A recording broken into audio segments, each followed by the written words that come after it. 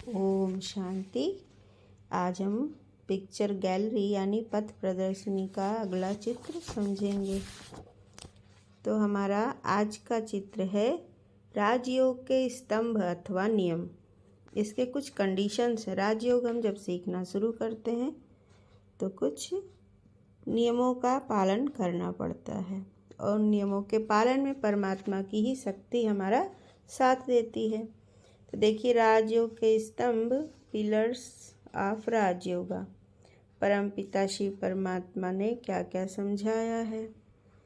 आजकल जीवन में, पूरे संसार में रोग, शोक, दुख, अशांति बहुत ज़्यादा बढ़ गई है और इसका कारण अपवित्रता ही है।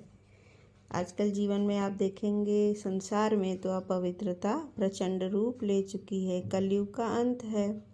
तो यहाँ हम राजयोग का अभ्यास करते हैं तो हमें 4 नियमों के पालन करने पड़ते हैं, जो कि एक आधार बनता है इस राजयोगी जीवन के लिए। और इसको स्तंभ इसीलिए नाम दिया गया है कि जो नींव होती है ना, तो हमें ये नींव मजबूत करनी ज़रूरी है। इसमें क्या क्या है देखिए। पहला है ब्रह्मचर्य, शुद्ध अन्न, दैवी गुण और सत्संग।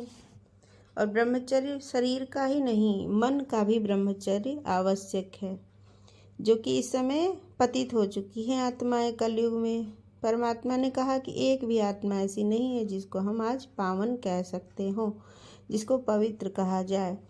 तो ब्रह्मचर्य मन में भी किसी के नहीं है आजकल, चाहे कोई युवा हो चाहे कोई भी उम्र हो। कलयुग के बारे में कहा गया है कि यहाँ पे बच्चों में भी काम विकार ज़्यादा है, क्योंकि वो कई जन्म ले चुके हैं और शरीर के भान में, कॉन्शियसनेस में है वो कई जन्मों से, तो वृत्ति बन जाती है। तो हमारा ब्रह्मचर्य हुआ। फिर शुद्ध अन्न, आहार जो है, हम तामसिक भोजन अगर कोई करता है, तामसिक भोजन से हमारे तमोगुणी वृत्तियाँ ही बढ़ती हैं। तो शुद्ध अन्न भी होना चाहिए। और तामसिक खाने में तो प्याज, लहसुन और नॉनवेज और बहुत ज़्यादा मसालेदार ये सब माना ही गया है। साथ में यहाँ पे हम बाहर का जो भी अन्न बाहर बनाया जा रहा है, अगर दुकानों में, रेस्टोरेंट में, होटल में, तो वहाँ शुद्धता का कोई भी ध्यान नहीं रखता। और बात यह है कि वाइब्रेशन जो है, जो इंसान बना रहा है, तो उसके मन में जो विचार चलते हैं वही वायुमंडल में फैलता है और वो उस खाने में प्रवेश करता है। देखो, पहले तंत्र मंत्र करके किसी को कुछ खिला देते थे। जैसा तंत्र मंत्र करेंगे वैसा ही खाने के बाद उस व्यक्ति के ऊपर प्रभाव पड़ जाता है, क्योंकि ये साइंस है। जो हम सोच रहे हैं संकल्प, वो एक उनके अंदर एक एनर्जी है और विज्ञान है। ये वो व्यर्थ नहीं जाता है। अच्छा या बुरा कुछ भी सोचते हैं वो, तो हम जो सोचते हैं वो एक एनर्जी के रूप में हमारे आसपास के वातावरण में वो एब्जॉर्ब हो जाता है। तो इसीलिए खाना बनाते समय अगर हमारे पवित्र विचार नहीं है, संकल्प शुद्ध नहीं है, तो वो खाने में वो एब्जॉर्ब हो जाता है और वो जो खाएगा उसके ऊपर असर भी डालता है, उसके शरीर और आत्मा पे भी उसका प्रभाव पड़ता है।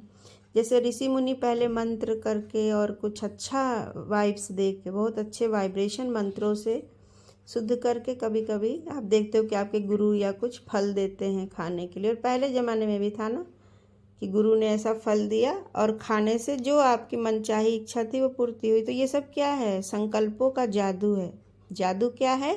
हम मंत्र से ही तो जादू करते हैं। किससे करते हैं? अपने संकल्पों से और शब्दों से करते हैं।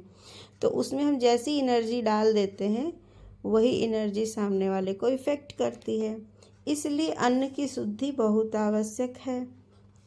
उसी प्रकार ब्रह्मचर्य, जो कि हमें शरीर के भान में ले आता है काम विकार, और सारे यहाँ पे तत्व तमो प्रधान है। हमारा शरीर भी 5 तत्वों से बना है, जो कलयुगी जो तमो प्रधान हो चुके हैं। तो वही केमिकल, रसायन क्या होता है, पूरा हावी हो जाएगा आपके मन पे भी, उसका असर पड़ता है। और इसलिए ये सब नियम यहाँ आवश्यक हैं। क्योंकि हमें तमो प्रधान नहीं, हमें सतो प्रधान बनना है परमात्मा की शक्तियों से। राजयोग द्वारा हम तमो प्रधान सृष्टि को ही सतो प्रधान बना रहे हैं। फिर दैवी गुण इसलिए कहा गया है कि हम जितना जितना अपने दैवी गुणों को यूज करेंगे, प्रयोग करेंगे, गुणों को इमर्ज करेंगे, तो वही गुण हमारे अंदर इमर्ज होंगे। क्योंकि क्रोध आया, ईर्ष्या आया, तो ये सब क्या है, उसी प्रकार के रसायन हमारे शरीर में उत्पन्न होते हैं। तो जब हम वही इमर्ज कर रहे हैं तो फिर हमारा मन और तन, हमारी आत्मा शुद्ध कैसे बनेगी। बार बार क्रोध कर रहे हैं, ईर्ष्या कर रहे हैं, घृणा कर रहे हैं, ये क्या होते हैं, निगेटिव इमोशंस हैं। और उससे पॉइजनस, हमारे लिए तो पॉइजन हुआ ना, ये शरीर के लिए भी मन के लिए भी, तो पॉइजनस केमिकल्स हमारे शरीर में उत्पन्न होते हैं और वो हमारे शरीर को बीमार भी कर देते हैं। ये सब दुख, व्याधि, रोग, शोक, है ना, मानसिक बीमारियां भी हो जाती हैं लोगों को। किस वजह से, उन्हीं बैड और निगेटिव इमोशंस की वजह से। क्योंकि हमने किया क्या है, बदला लिया है, लोगों से घृणा किया है, या किसी और नहीं, हमारे कोई दूसरा ही व्यक्ति अगर हमें प्यार नहीं, लगातार घृणा की दृष्टि से देख रहा हो हमारे आसपास, तो वो ऊर्जा भी हमारे तन और मन में अवशोषित हो जाती है। इसलिए कहते हैं ना, किसी किसी के आसपास हमें अच्छा नहीं लगता है, क्योंकि वो हमें प्रेम नहीं कर रहे हैं, वो हमारे बारे में अच्छा नहीं सोचते हैं। तो वो दुर्गुण, उनके दुर्गुण रूपी, वो भी तो एनर्जी है, उनके संकल्प और उनके भावनाएं, और वो लगातार वायुमंडल में फैल रही हैं, तो उसको भी हम एब्जॉर्ब कर लेते हैं और इससे हमारा तन, मन, शरीर और मन सब प्रभावित होता है। फिर देखिए क्या है, सत्संग, ये संकल्पों का ही जादू है सब। तो सत्संग में हमें क्या होता है, वहाँ पे वाइब्रेशन अच्छी होती है। हम 1 घंटा यहाँ सेंटर पे जाते हैं, वहाँ सबके मन में केवल शुद्ध विचार, वहाँ सुनाया ही जा रहा है परमात्मा का ज्ञान, तो उससे क्या होगा, वायुमंडल वहाँ अच्छा रहता है।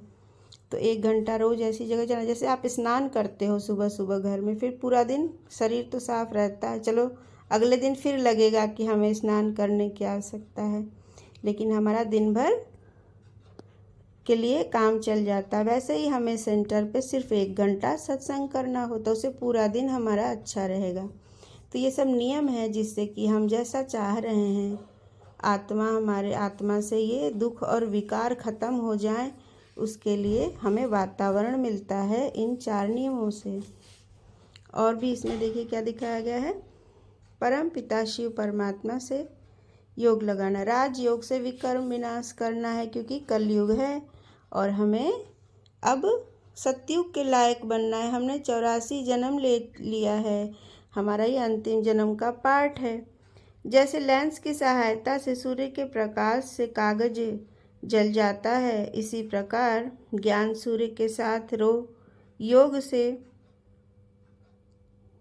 ये देखो, आपके पाप भस्म हो जाते हैं। ये देखिए, लेंस से हम क्या करते हैं, खींचते हैं सूर्य की गर्मी को और उसको सेंटर करते हैं, मतलब एक पॉइंट पे कंसंट्रेट करते हैं सारी एनर्जी लेके। तो क्या यहाँ आग लग जाती है, हमने देखा होगा, हम लोग प्रैक्टिकल करते थे। तो उसी प्रकार से हमें ध्यान में बैठना है, और जब ध्यान ज़्यादा देर तक लगाएंगे तभी हम परमात्मा की शक्तियों को खींच पाते हैं। और जब परमात्मा से शक्तियाँ कंजर्व होंगी हमारे आत्मा के ऊपर, तो स्वतः ही उसके अंदर जो भी किचड़ा है वो भस्म हो जाएगा। तो राजयोग के स्तंभत्व नियम है फ्रेंड्स। और लोगों को लगता है कि मुश्किल है खान पान या ब्रह्मचर्य या दैवी गुण, तो ये सत्संग से शुरू होता है। जब आप रोज़ उस वातावरण में जाओगे, रोज़, जैसे कि एक गंदे पानी की बाल्टी को नल के नीचे रख दो, उसमें गंदा है, लेकिन ऊपर से साफ पानी अगर आ रहा है तो धीरे धीरे सारा किचड़ा अपने आप ही निकलता चला जाता है। हमें कोई मेहनत नहीं करनी है, हमें सत्संग करना है। हमें रोज़ उस वातावरण में जाके बैठना है, उस शावर के नीचे। वहाँ क्या है, सेंटर पे प्योर वाइब्रेशन है, वहाँ बहुत सारी आत्माएं तपस्या कर रही हैं, बहुत सारी आत्माओं ने अपने आप को पवित्र बना लिया है। तो उस वातावरण में रोज़ जाके बैठेंगे, क्या होगा, हमारे अंदर का किचड़ा अपने आप ही भस्म हो जाएगा। तो मेहनत सिर्फ ये करनी है कि हमें रोज़ सेंटर जाना है, वहाँ जाना है, सेंटर से माउंट आबू भी ले जाते हैं, बड़े बड़े सेंटर्स पे भी ले जाते, बस जाते रहो। तो यही एक पुरुषार्थ और मेहनत हमें करनी है, बाकी सब कुछ अपने आप आसान हो जाता है। ओम शांति।